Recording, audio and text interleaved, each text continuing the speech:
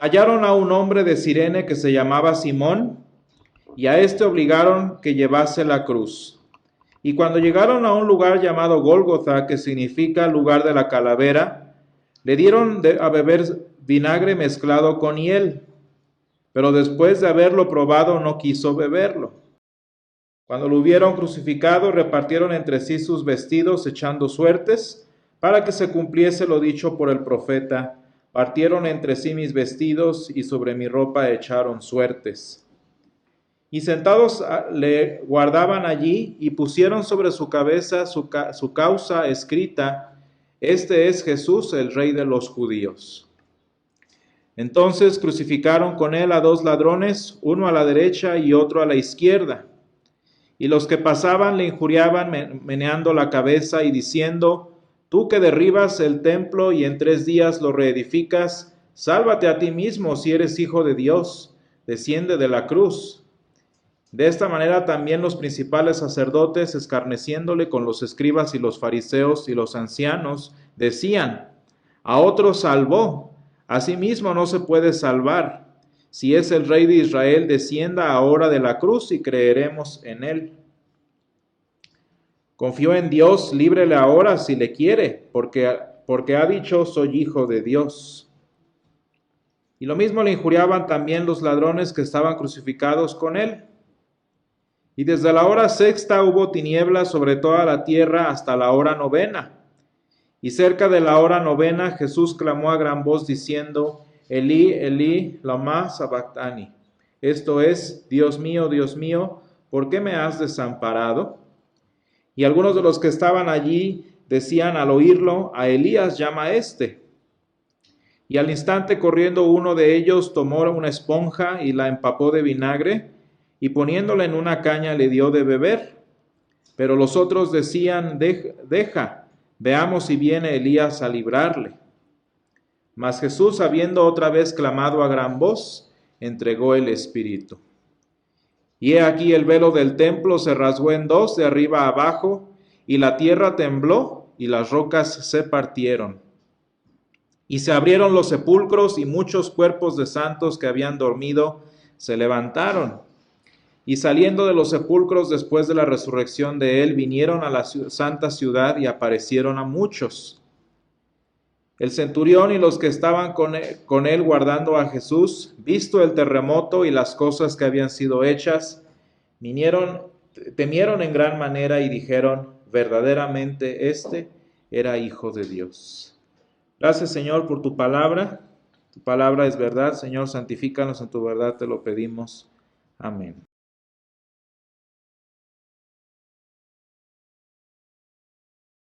Y hermanos, en este último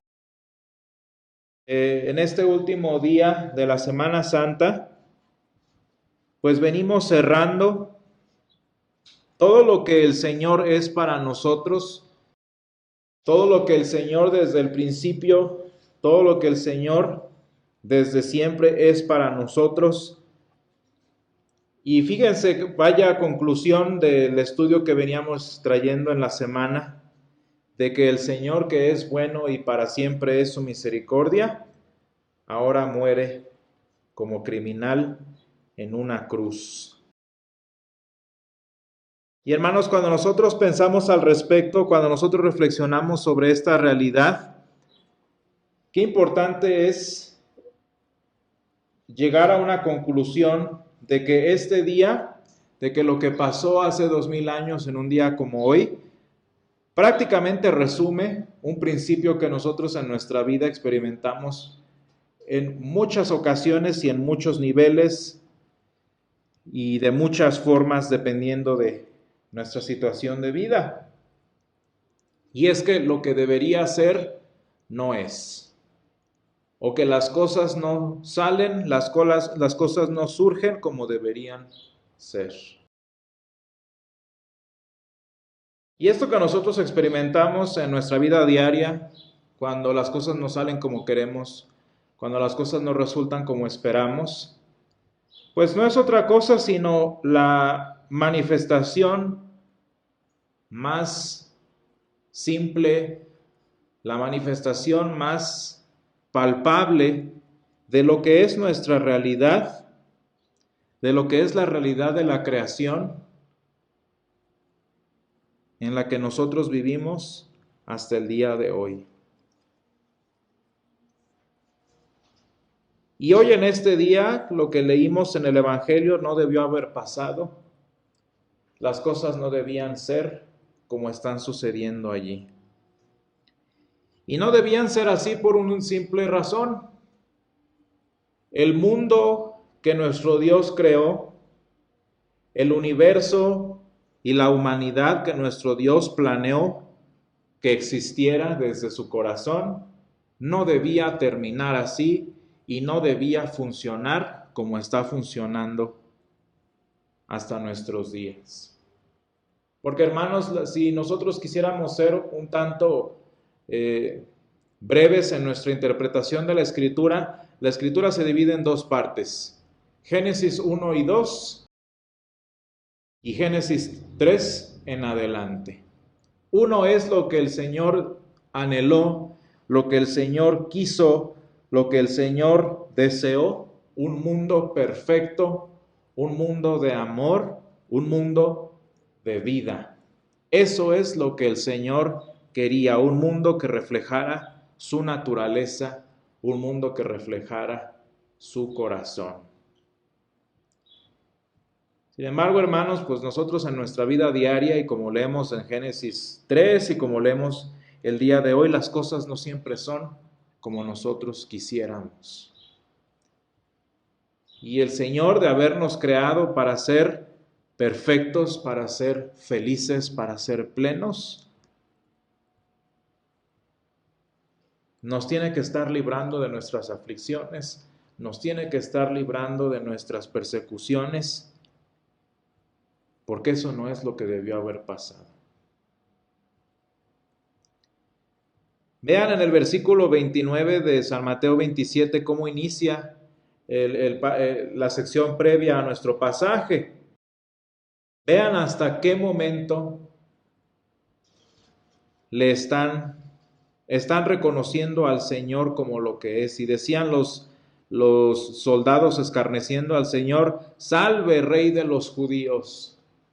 Allí ya empezamos a ver que lo que debió haber sido no estaba pasando. ¿Qué debió haber sido? Bueno, el Señor debió haber sido aclamado Rey de los judíos como fue en la entrada triunfal y debió haberse sentado en su trono y ser aclamado por siempre como el gran Rey del pueblo de Dios. Y sin embargo, las cosas no suceden como quisiéramos y al Señor lo proclaman Rey, pero como burla.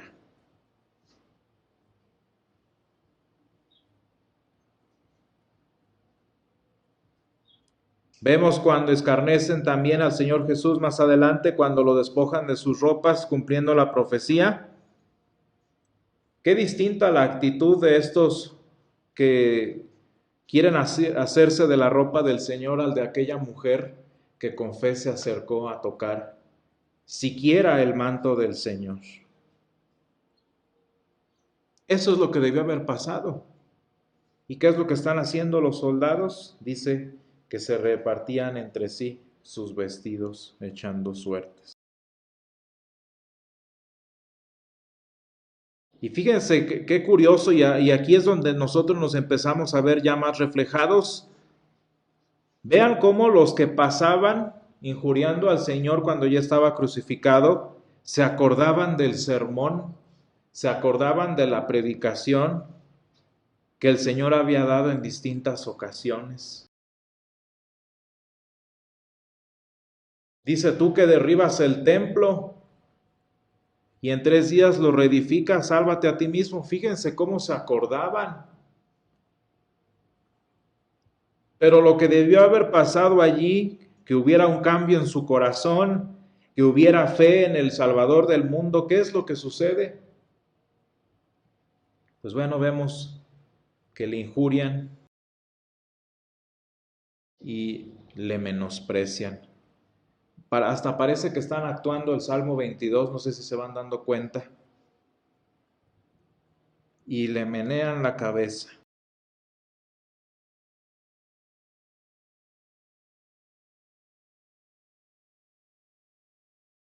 Y las cosas continúan iguales con los principales sacerdotes, los escribas, los fariseos y los ancianos, que saben, hermanos, y fíjense cómo lo reconocen, saben que salvó a otros, saben que hizo milagros.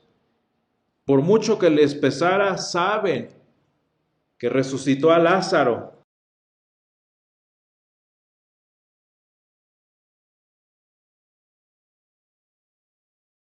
Pero lo que debió haber pasado en su corazón por medio de esos milagros, no pasó.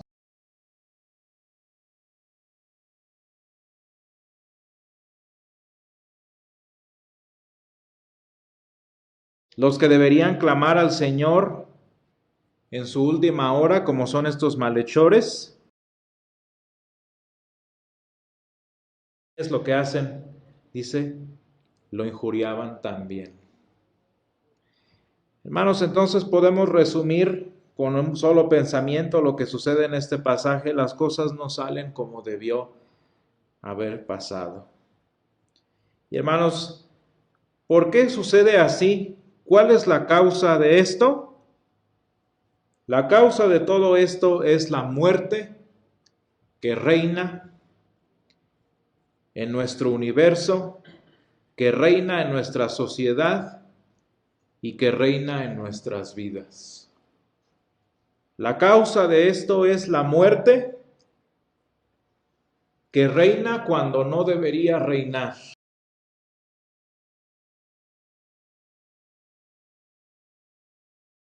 Que reina como muerte espiritual a la que llamamos pecado, que reina como muerte espiritual a la que llamamos rebelión, y que muy literalmente en este día reina como muerte física. Y es que, hermanos, de entre todo lo que no debía haber pasado, lo que menos debió haber pasado fue la muerte.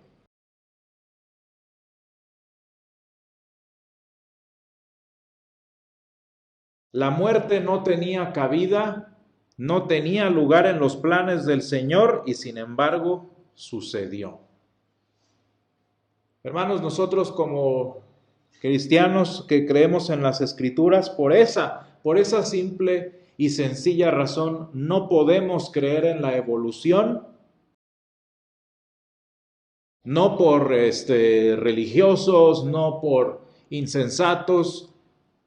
Nosotros como cristianos no podemos aceptar la evolución en ninguna forma porque la evolución presupone la muerte como algo bueno y necesario para mejorar. Y ese es el lenguaje, hermanos, de la guerra, ese es el lenguaje del aborto, ese es el lenguaje del narcotráfico, en el que la muerte no nada más no es mala, sino que es buena y necesaria. Y volvemos a lo mismo, hermanos, la muerte no es lo que debió haber pasado.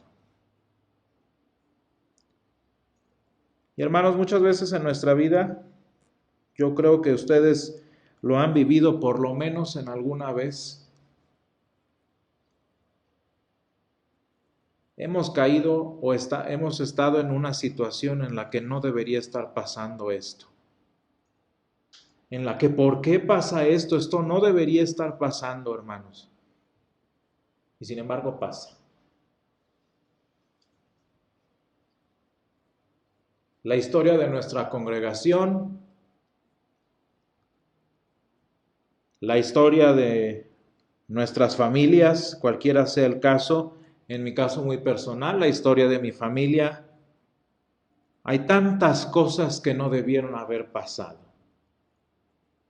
Y fíjense, cuando nos ponemos a pensar en las cosas que no debieron haber pasado, también nos ponemos a pensar en lo que debimos haber hecho. Es que si hubiera pasado esto, es que si hubiera mejor actuado así, hubiera actuado de aquella otra forma, no habría pasado lo que pasó.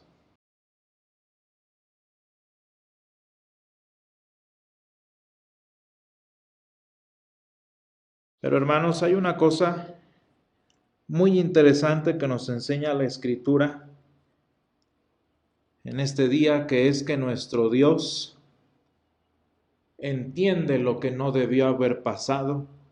Él conoce lo que no debería pasar en nuestra vida. Y por cuanto conoce y sabe lo que no debería pasar en nuestra vida, Él lo sufre, Él lo padece con nosotros. Y hermanos, no sé si en su vida personal ha sucedido, o lo han, ciertamente ha sucedido, no sé si lo han reflexionado, pero en cada situación que no debió haber pasado, en cada momento en el que hemos experimentado el dolor de la muerte, en el que hemos sido confrontados con lo que no debería suceder, con ese dolor, con ese vacío, con ese sufrimiento que no debería pasar, nuestro Dios está allí con nosotros.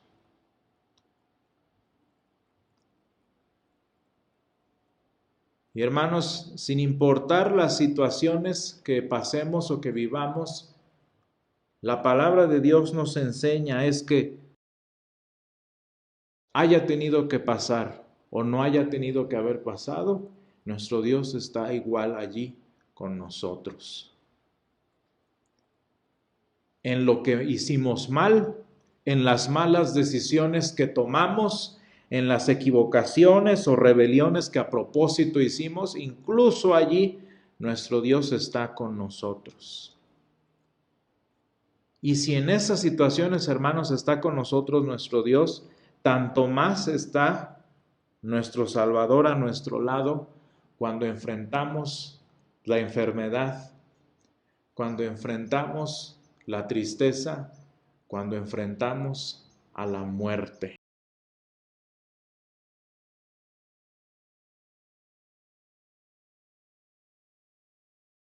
Incluso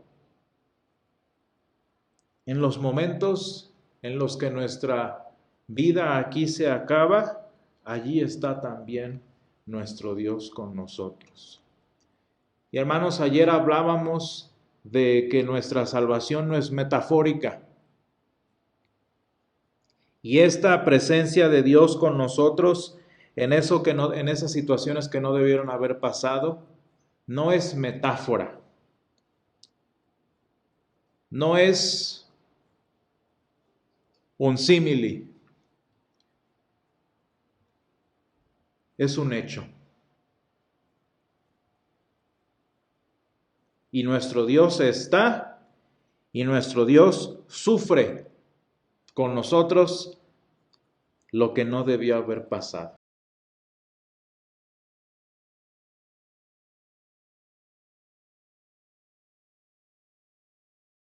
Y es que no sé, hermanos, si ustedes se dan cuenta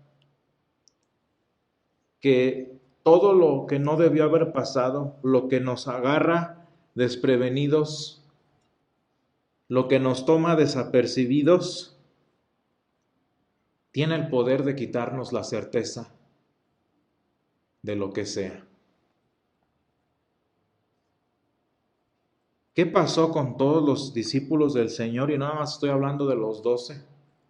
¿Qué pasó con todos los que habían creído en el Señor? Vean cómo cuando está pasando lo que no debió haber pasado, lo que no les vendieron,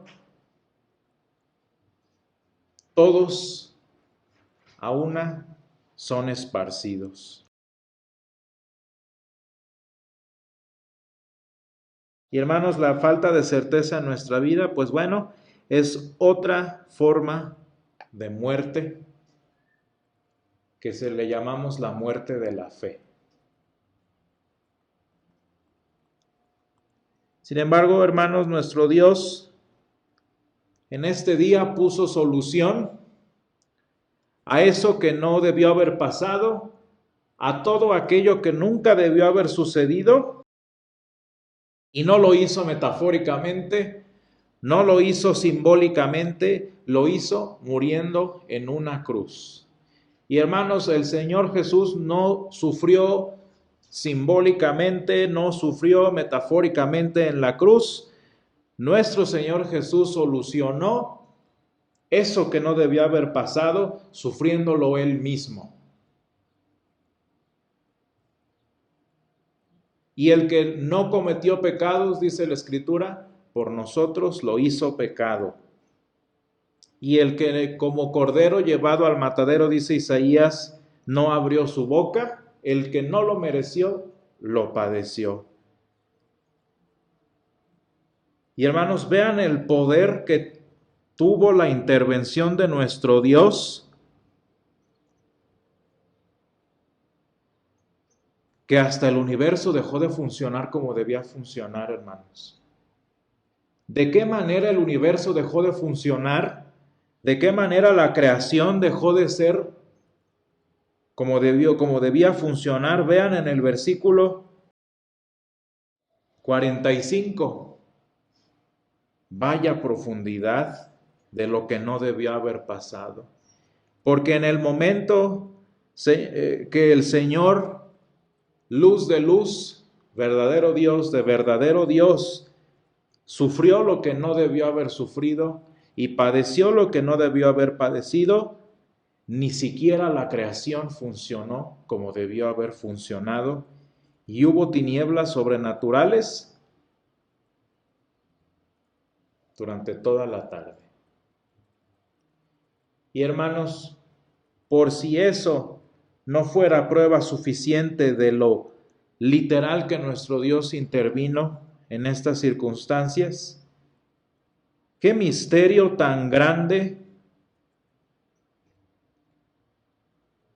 del que no debemos comentar más, simplemente maravillarnos a propósito de él, que incluso la relación eterna y divina de nuestro Señor Jesús con nuestro Padre Celestial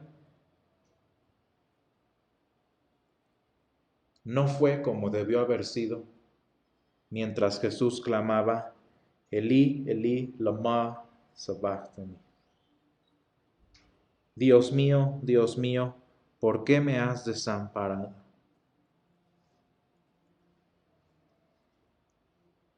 ¿Cuándo iba a pasar eso?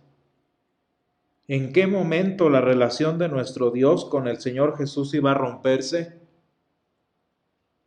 Pues hermanos, justamente en ese momento, cuando el Señor Jesús intervino para solucionar lo que no debió haber pasado, y Él haciéndolo bien, Él entrando en nuestra historia, para Él hacer bien lo que hicimos mal, para Él corregir lo que debimos corregir, y para Él sanar lo que debió haber sido sanado. Y hermanos, cuando el Señor Jesús sufrió lo que no debió haber sufrido, cuando el Señor Jesús murió de la forma en la que no debió haber muerto, porque no debía morir en primera, vean lo que consiguió, vean lo que sucedió en el versículo 51, y dice, y he aquí, el velo del templo se rasgó en dos, de arriba a abajo, y la tierra tembló, y las rocas se partieron. Porque hermanos, en ese día, el velo que no debía moverse, el velo que no debía traspasarse, fue traspasado por nuestro sumo sacerdote, como dice Hebreos, porque el velo que representaba, ese sí representaba lo que no debió haber pasado, esa división que no debía haber existido, gracias a que el Señor Jesús padeció lo que no debió pasar y sufrió lo que no debió sufrir. Ese velo y esa separación entre Dios y nosotros terminó una vez y para siempre. Y hermanos, qué interesante que a partir de este momento y hasta el próximo domingo, nuestro Señor va a encargarse de todo lo que salió mal, de todo lo que no debió haber pasado, y Él, como sumo sacerdote, abriría para nosotros la entrada para regresar por fe en nuestra vida cristiana y por transformación cuando Él venga hacia aquello que nuestro Dios quiso desde el principio y anheló para nosotros. De manera, hermanos, que en nuestra vida diaria, cuando vengan estas situaciones que no deberían pasar, cuando suframos los dolores que no deberíamos sufrir, cuando padezcamos lo que no esperemos, cuando suframos lo que no queramos, cuando toda certeza de lo que debería ser o funcionar nos abandone,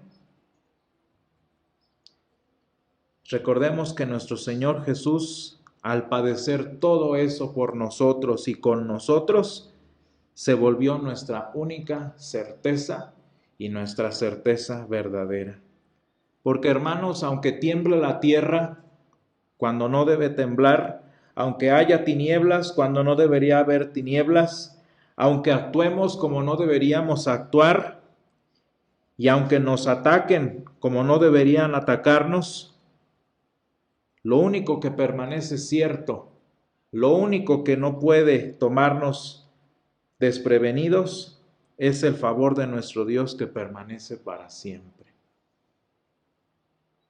Y hermanos, que este día que celebramos la muerte del Señor, celebremos su muerte como esta situación única y verdadera por la cual podemos avanzar, sin importar lo que resulte y lo que suceda en nuestras vidas. Gracias, Señor, te damos porque en nuestra vida, Señor, tú nos has acompañado en todas y cada una de las situaciones, Señor, que hemos sufrido, que no habíamos esperado que resultaran así. En esta vida cristiana, Señor, que tan mal la vivimos, que tan mal nos sale. En esta vida cristiana, Señor, que a pesar de que debiéramos ser de cierta forma, no somos, pero tú permaneces con nosotros. Y te damos gracias, Padre, porque tu Hijo, nuestro Señor Jesucristo, murió con nosotros cuando no debió haber muerto, murió por nosotros cuando no debió haber muerto. Y Señor, hizo lo que no debió haber hecho, hizo lo que no debió haber sucedido, para que, Señor, en esas situaciones, en esas flaquezas que no deberían pasar, en esas aflicciones que no deberíamos sufrir, Señor, tengamos un lugar en donde sostenernos, tengamos un punto de certeza en el cual permanecer y en el cual vivir, Señor, para tu gloria. Y te damos gracias, Padre, que en este día tu Hijo Jesucristo venció a la muerte, tu Hijo Jesucristo venció a la incertidumbre y nos abrió camino como sumo sacerdote hacia esa realidad eterna, perfecta y dichosa para la que tú, Señor, nos creaste. Te ruego, Señor, que en este fin de semana glorioso nos ayudes, Señor, a descansar en ti, a avanzar y a vencer las incertidumbres de nuestra fe, las incertidumbres de nuestra vida, sobre la única certeza que tenemos, que es que Jesús venció a la muerte y vendrá otra vez. Todo esto así te lo pedimos, Señor, en la certeza de la muerte de tu Hijo, nuestro Salvador. Amén.